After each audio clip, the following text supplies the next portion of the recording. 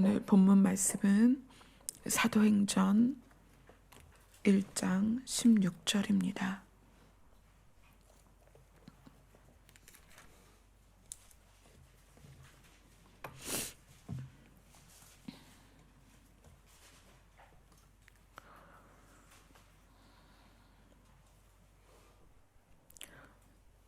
사도행전 1장 16절 한 절만 함께 읽도록 하겠습니다.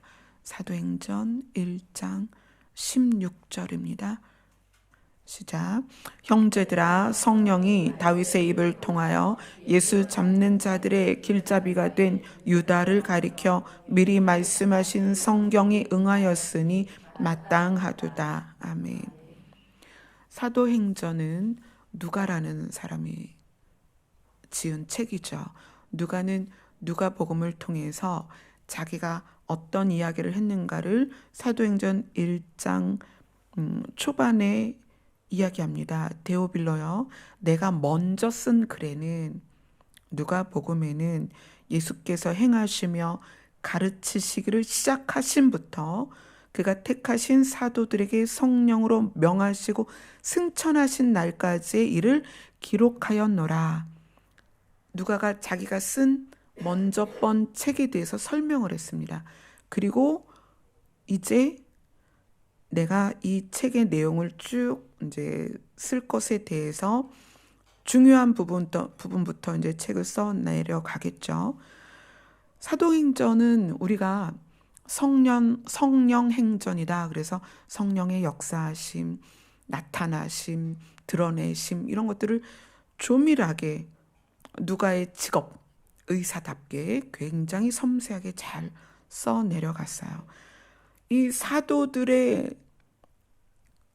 사역의 그 과정을 써 내려가기 위해서 가장 먼저 이야기한 건 뭐냐면 6절부터 11절까지예요. 가장 중요한 사실은 6절부터 11절 어떤 사건이냐면 예수님이 제자들이 보는 앞에서 하늘로 올려지고 그 다음에 예수님이 제자들의 마지막 명령, 너희는 가서 제자를 삼아라, 복음을 전해라. 이러한 일들이 사도행전에 풀어지기 위해서 사도들이 그 일을 감당하기 위해서 1차적으로 일어나야 되는 일이 예수 그리스도의 승천이었다는 거예요. 내가 가면 이제 너희들이 그 일을 해야 된다. 내가 너희를 제자 삼았고 이제는 너희가 세상을 제자 삼아야 된다. 그래서 예수님이 가시는 모습을 보여줍니다. 그 다음 제자의 균형이 깨져버렸죠. 12명의 제자가 천국의 12기둥이어야 하는데 한 기둥이 깨졌습니다. 어떻게 된 거예요?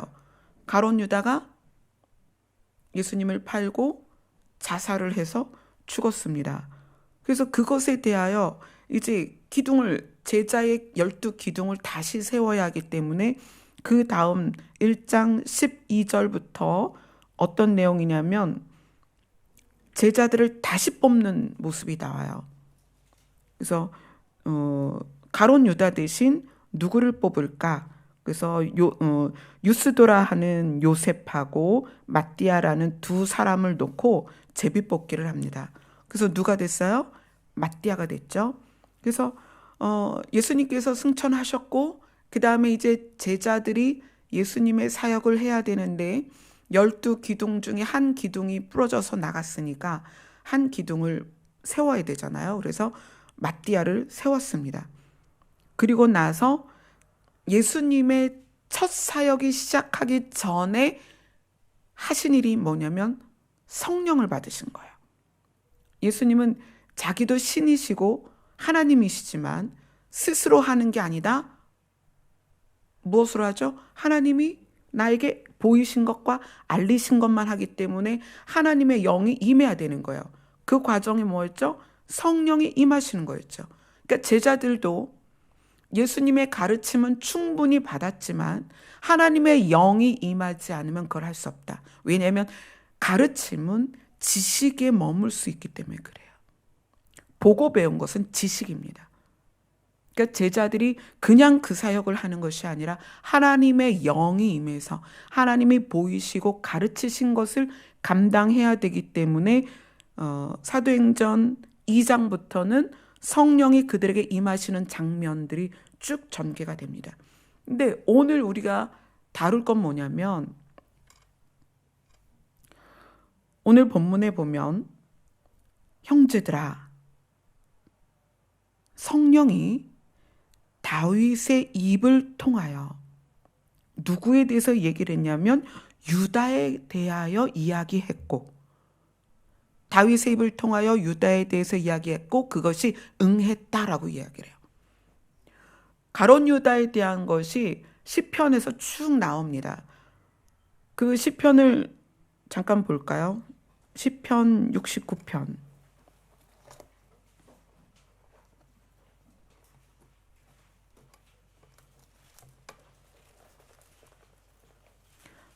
시편 69편 25절.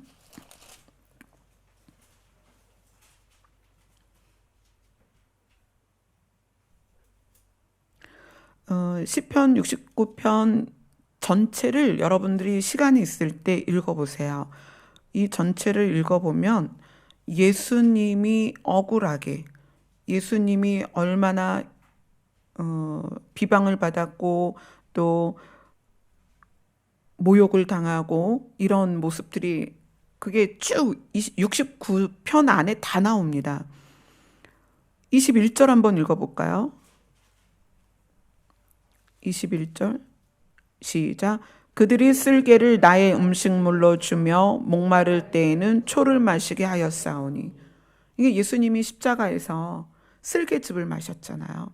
그게 십자가에 매달린 사람들의 고통을 마취시키는 그런 역할을 해요. 근데 이걸 이제 다윗은 미리 보았고 그것을 풀어내면서 25절에 보면 그들의 거처가 황폐하게 하시며 그들의 장막에 사는 자가 없게 하소서.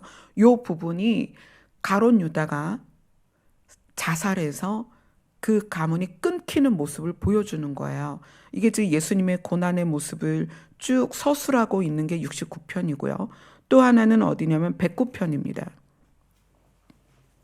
시편 109편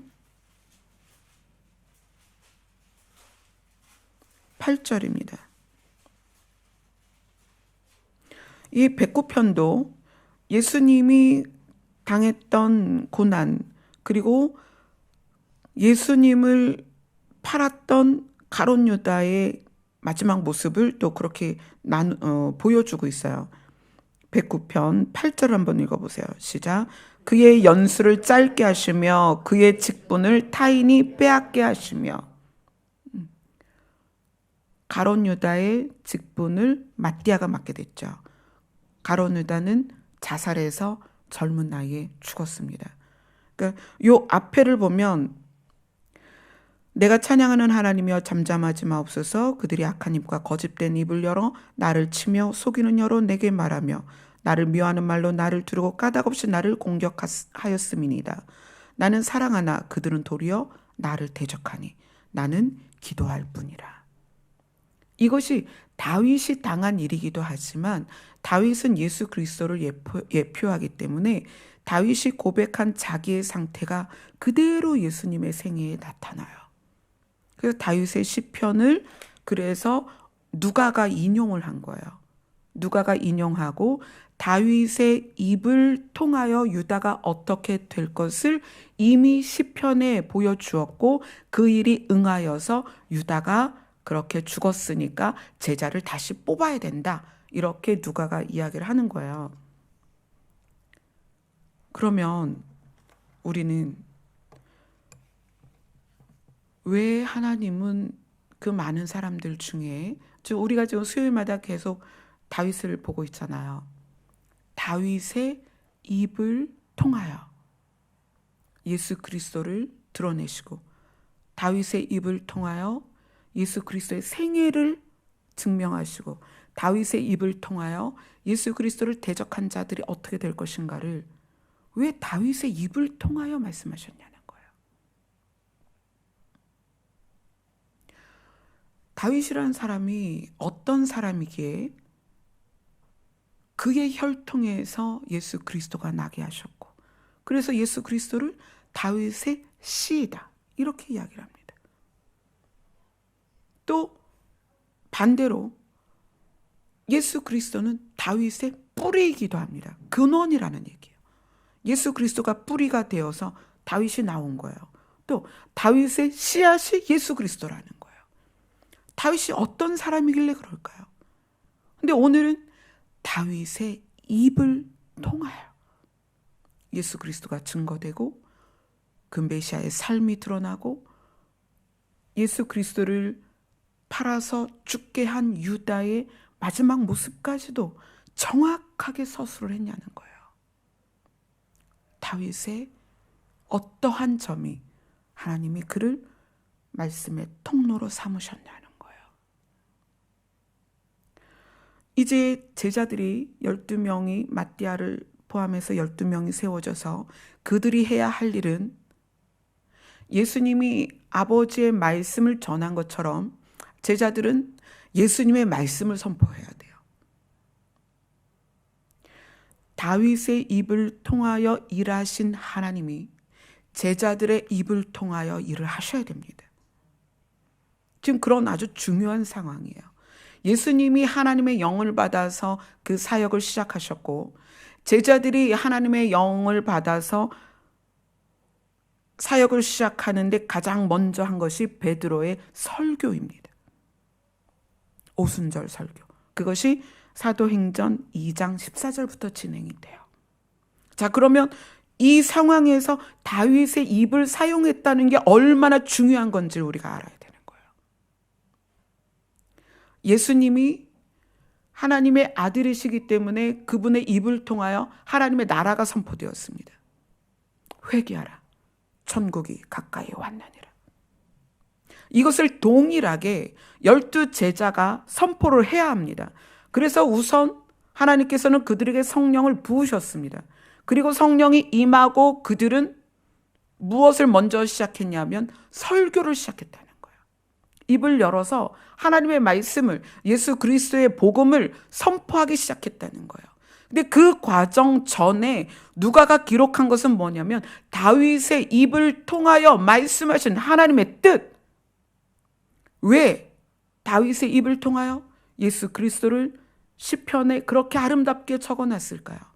왜 다윗의 입을 통하여 예수 그리스도의 모습을 그렇게 정확하게 묘사를 했을까요? 왜 다윗의 입을 통하여 복음을 미리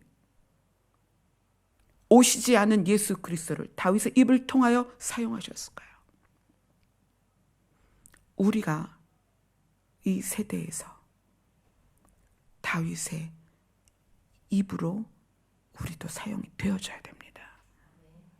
우리 각자가 오늘 마띠아를 포함한 이 12제자처럼 하나님의 영이 우리에게 임하였을 때 그 하나님이 우리에게 부으시는 말씀을 우리의 입을 통하여 선포해야 합니다. 그것이 우리의 역할이고 그것이 교회의 역할입니다. 그런데 왜 하필 모세도 있고 선지자들이 얼마나 많았습니까? 그 많은 선지자들 중에서 하나님은 다윗의 입을 통하여 그 많은 것을 증거하셨고 또 사도들의 그 사역을 시작하기 전에 이 누가는 사도행전을 지으면서 다윗의 입을 거론했냐는 거예요. 왜 그랬냐는 거예요. 자, 사도행전 어디로 가냐면 13장입니다. 사도행전 13장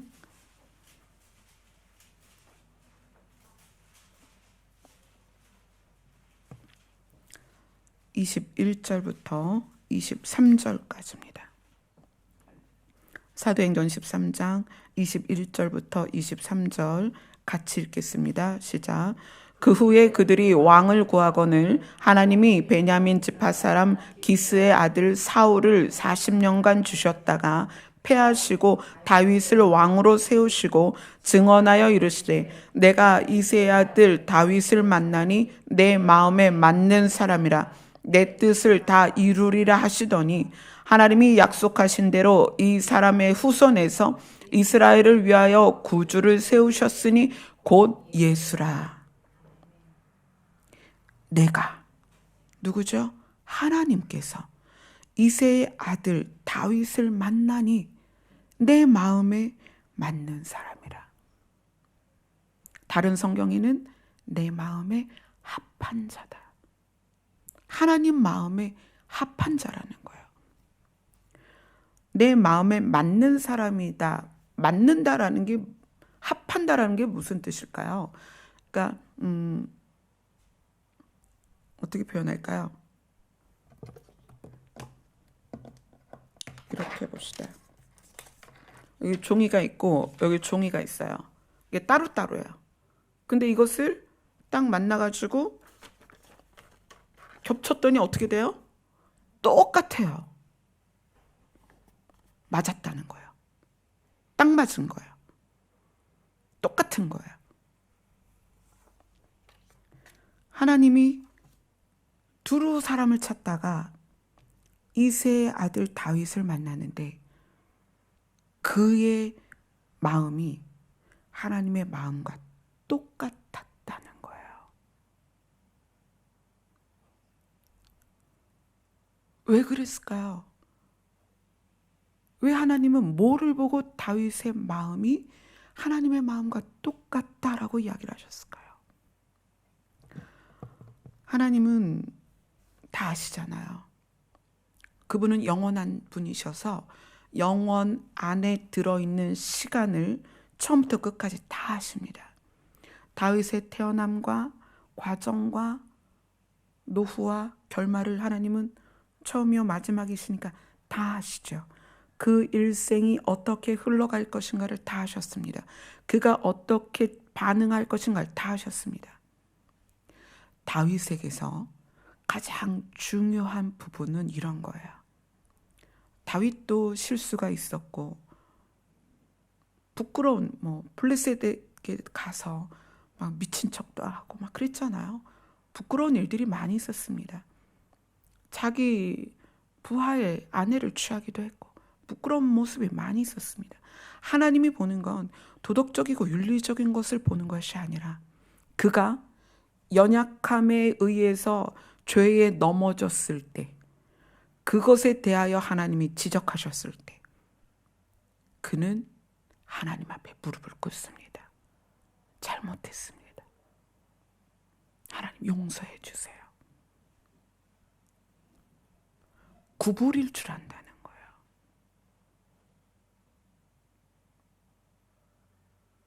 하나님, 쟤도 그러고요. 쟤도 그러는데 이게 뭐 어때서요? 하나님, 저 왕이잖아요. 왕이 신하의 아내를 취하는 게 어때서요? 얼마든지 말할 수 있습니다. 우리는 우리 안에 있는 죄성을 사용할 때 정당성을 가지고 사용합니다. 이래서 이렇고 이래서 이렇습니다라고 말하기를 좋아한다는 거예요. 근데 다윗은 그가 죄에 넘어졌을 때 나단 선지자로부터 지적을 받았을 때 어떻게 했죠? 침상을 띄울 정도로 회개를 합니다. 그것이 다윗의 성품이에요. 어떤 성품? 구부릴 줄 아는 성품이에요. 그게 겸손입니다. 하나님이 이것은 이것이다 라고 지적했을 때 그게 왜요가 아니라 잘못했어요. 그게 다윗의 기본적인 성품입니다. 겸손이에요. 예수님의 생애를 통하여 보여주신 게 겸손입니다. 치면 맞고 때리면 맞고 끌어가면 끌려가고 십자가에 못 박으면 박히시면서 그들을 위하여 기도할 뿐이었어요. 다윗이 자기의 생애를 통해서 장인 어른인 사울이나 아들 압살롬이나 그들의 반역과 또는 그들의 시기 질투로 인한 죽이기까지 달려오는 그들의 걸음 앞에 다윗이 어떻게 행했는가를 보세요.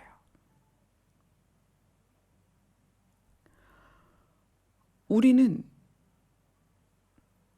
행동을 교정하고 훈련해서 교양 있게 할 수는 있습니다. 그러나 우리 안의 성품 자체가 예수 그리스도께서 하나님께서 태초에 사람을 만들 때 뭐라고 말씀하셨냐면 우리의 모양을 따라 우리의 형상대로 사람을 만들자. 우리 안에 예수 그리스도의 형상이 있습니다. 하나님의 형상이 있단 말이에요. 그것을 하나님께서 가지고 오신 거예요. 이게 내 모습이야. 이 땅을 두루 다니면서 이 내 모습이랑 똑같은 애를 찾고 싶다는 거예요. 근데 두루 찾다가 이새의 아들 다윗을 만났는데 그와 예수님의 마음을 맞춰보니까 똑같다는 거예요. 그래서 그의 후손으로 예수 그리스도가 태어나신 거예요. 이것은 우리가 훈련하고 노력해서 되는 문제가 아니에요.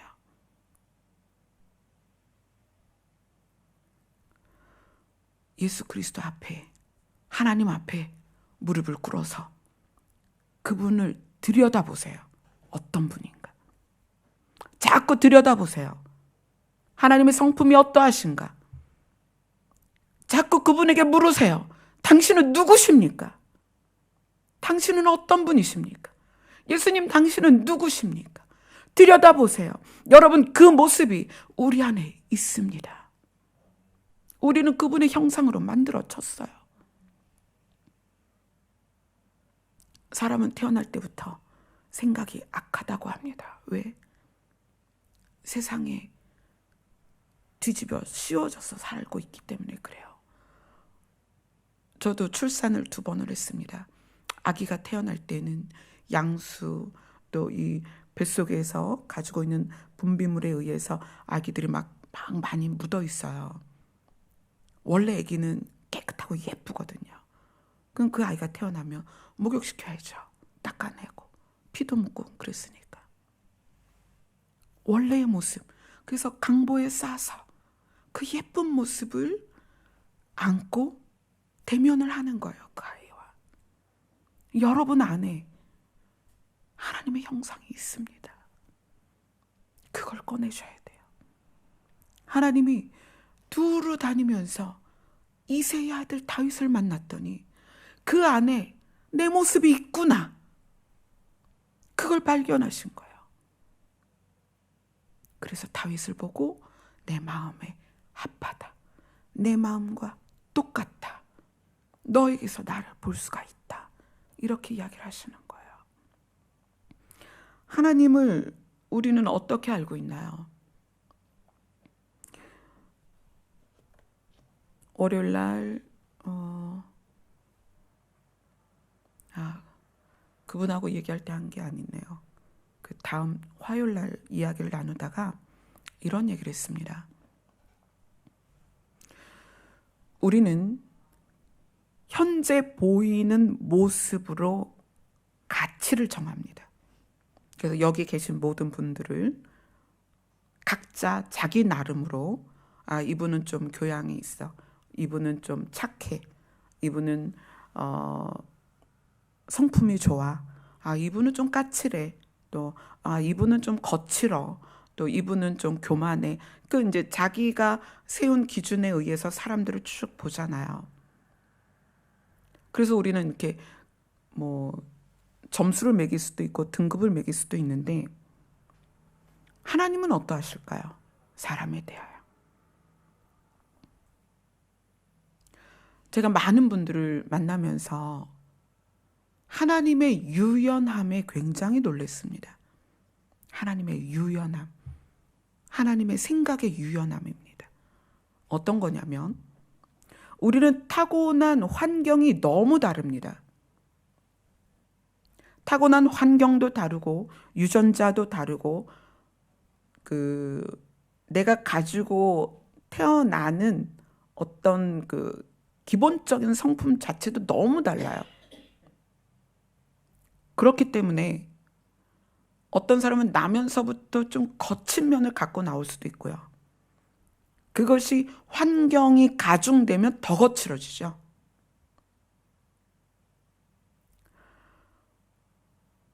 우리의 시작이 다 달라요.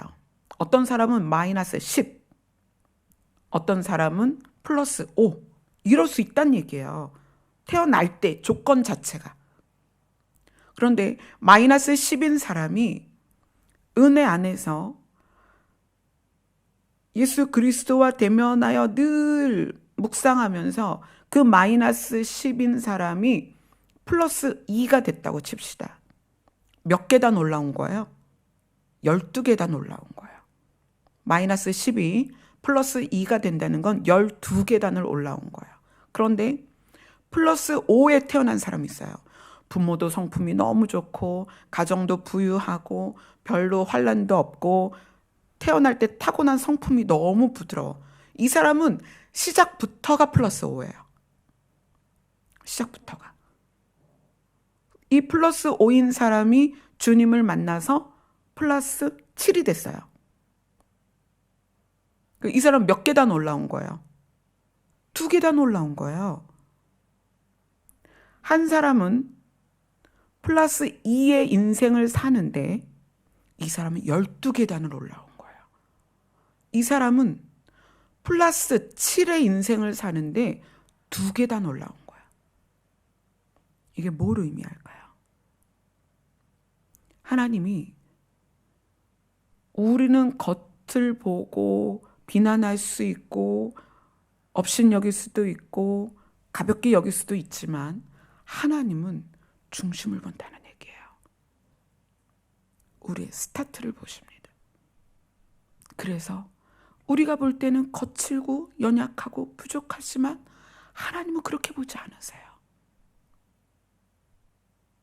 너 참 수고했다. 너가 조건이 마이너스 10인데 12계단이나 올라왔잖니. 너 정말 잘했어. 너 정말 잘했어. 그게 하나님이 보시는 거예요. 사람은 사람의 외모를 보고 평가하고 사람은 사람의 겉으로 드러난 것으로 구분짓지만 하나님은 그렇지 않습니다. 그게 하나님의 인자하심이고 유연하심이고 부드러움이세요. 우리 시편 한번 봅시다. 시편 136편입니다.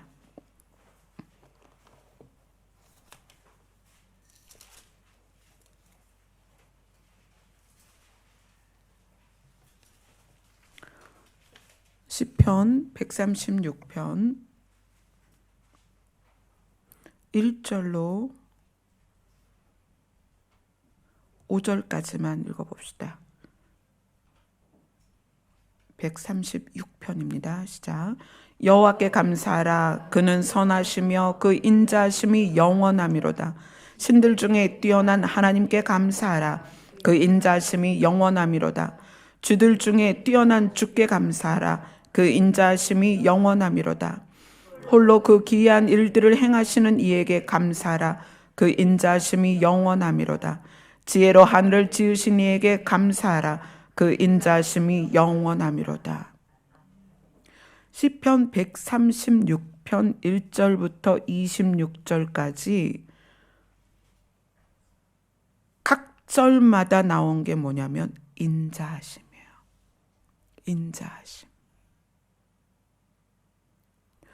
놀라운 일들을 행하시고 기이한 일들을 하시고 가장 뛰어난 주, 신들 중에 뛰어난 하나님, 큰 빛을 지었고 해로 낮을 주관하게 하시고 달과 별들로 밤을 주관하게 하시고 강한 손, 홍해를 가르시고 그런데 그것의 기반이 뭔지 아세요?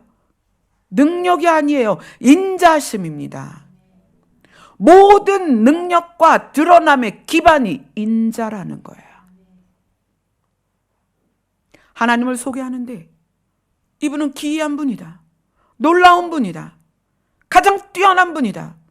그렇게 소개하면서 그분의 기반을 뭐라고 얘기하냐면 그분은 인자하다는 거예요.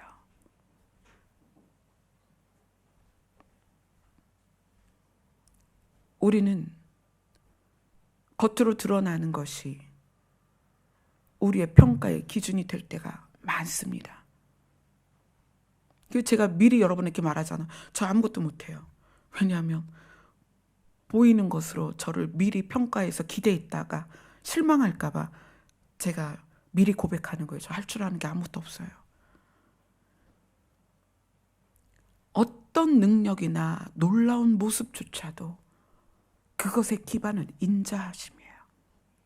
그것을 하나님 자기 자신이 고백하는 거예요. 나는 이것도 했고 이것도 했고 이것도 했다. 나는 이런 하나님이다. 그러나 그 기반은 인자함이다. 인자가 뭘까요? 인자하다는 게. 인자하심이라는 것은, 하나님의 인자하심이라는 것은 너그럽고 따뜻함입니다. 그게 하나님의 성품이에요. 너그럽고 따뜻한 마음. 이 시편 136편 1절부터 26절까지 여러분 한번 집에 가서 읽어보세요. 하나님이 자기 자신을 어떻게 표현하고 계시는가. 핵심은 인자하심이에요. 너그럽고 따뜻한 마음. 그리고 어떤 마음이냐면 사랑을 베푸는 마음. 하나님께서 다윗을 향하여 내 마음에 합하다라고 말씀하신 것은 다윗 안에 이 성품이 들어있다는 거예요. 그래서 끊임없이 자기를 죽이려고 쫓아오는 장인 어른에 대하여 대적을 해도 당연한 거죠. 당연한 상황입니다. 내가 죽을 수도 있으니까. 그러나 그것에 대하여 대적하지 않습니다. 왜냐하면 하나님이 기름 부은 왕이기 때문에 그를 존중하는 거예요. 나를 죽이려고 하지만 그를 존중하는 거예요. 그게 어떤 마음일까요? 그것이 유연한 마음이라는 거예요. 부드러운 마음이에요. 겸손한 마음이에요. 아들이 나를 죽이려고 해요. 그럼 잡아다 옥에 가둬가지고, 사실 공개적으로 반역한 아들이니까 처형을 해도 상관이 없는 거예요. 그러나 그 아들에 대하여도 끝까지 참는 것이 다윗의 마음이었다는 거예요. 그것이 예수 그리스도에게 어떻게 나타나요? 예수님께서 태초에 아버지 하나님과 우리를 함께 지으셨습니다. 우리가 우리의 모양을 따라 우리의 형상대로, 그 우리가 누구예요? 아버지 하나님, 아들 하나님, 성령 하나님이십니다. 그분이 자기가 만들어 놓은 피조물에게 찢기고 상하고 모욕을 당하고 업신여기고 심지어 십자가에 매달려 죽으셨습니다. 그러나 그들을 향하여 예수님은 어떻게 반응하셨어요? 그들을 위하여 여전히 기도하셨습니다. 저는 여러분들이 뭘 잘하길 바라질 않아요. 물론 각자 열심히 인생을 살고 자기의 재능을 잘 드러내고 사용하면 좋죠. 그것은 나를 위한 게 아니라 공동체와 이 국가, 이 나라와 또 사회와 가족을 위해서 얼마든지 그건 사용해야 합니다. 그러나 그 기반이 인자여야 한다는 거예요. 그 마음이 너그럽고 따뜻해야 된다는 거예요. 사랑을 베풀 수 있어야 된다는 거예요. 그건 왜 그러냐면 힘이 세고 강한 골리앗은 이스라엘을 죽이려고 했습니다. 크고 강하고 힘이 센 것이 늘 좋은 게 아니라는 거예요. 누군가를 상하게 하고 누군가를 죽이게 할 수 있습니다. 그러나 그 강함과 힘이, 그 바탕이 인자라면 그것은 살리는 힘이 됩니다. 하나님께서 그걸 말씀하신 거예요. 신들 중에 뛰어난 하나님, 그 기반이 인자다. 내가 해와 달과 별을 만들었다. 그 기반이 인자다. 무슨 얘기죠? 하나님의 놀라운 능력이 인자함 때문에 생명을 살린다는 거예요. 여러분이 가지고 있는 모든 능력과 달란트, 여러분이 가지고 있는 모든 재능은 그 기반이 인자여야 한다는 거예요. 그래야 생명을 살립니다. 오늘 사도행전을 통해서 누가는 지금 그것을 이야기하는 거예요. 예수님이 승천하시고 제자들이 예수님의 사역을 이제 해야 합니다. 예수님이 이 땅에 오셔서 하나님의 영이 임하신 다음에 처음 하신 말씀이 회개하라, 천국이 가까이 왔느니라. 자, 이제 예수님이 올라가셨고 제자들이 성령이 임하시면 그들의 입을 열어서 설교를 해야 되는 거예요. 그리고 하나님께서는 이 제자들에게 성령을 통한 모든 은사들을 다 드러내셨습니다. 심지어 죽은 사람까지 살리셨습니다. 병자들이 일어났어요. 그런데 그것이 중요한 게 아니라는 거예요. 그 기반이 뭐냐는 거예요. 그들 마음 안에, 제자들 안에 하나님의 인자하심이 있어야 영원히 산다는 거예요. 천국이 확장된다는 거예요. 하나님의 나라가 그들에게 세워진다는 거예요. 그래서 오늘 누가는 이 사도행전을 열어가는 첫 장에 다윗의 입을 거론하고 있는 거예요. 다윗의 입. 여러분의 입이 예수 그리스도를 전할 때 그 기반이 무엇이어야 되냐면 하나님의 성품이어야 합니다. 따뜻하고 부드럽고 너그럽고 사랑을 베푸는 마음. 거기에 복음의 능력이 있습니다. 아멘. 그래서 마지막이 돼 가면 마지막 때에 어떨 것이다? 사랑이 식을 것이다. 그래서 나타나는 현상이 제가 원어로 뭐라고 풀어드렸어요?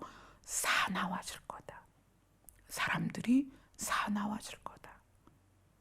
우리 날이 갈수록 그렇게 변해가잖아요. 그러면 우리는, 여기에 계신 분들은 어떻게 해야 돼요? 다시 주님 앞에 집중하세요. 주님의 모습을 보세요. 그분의 성품을 보세요. 그것이 내 안에서 회복되고 일어나야 합니다. 그래야 우리의 입이 다윗의 입처럼 복음을 전할 수가 있습니다.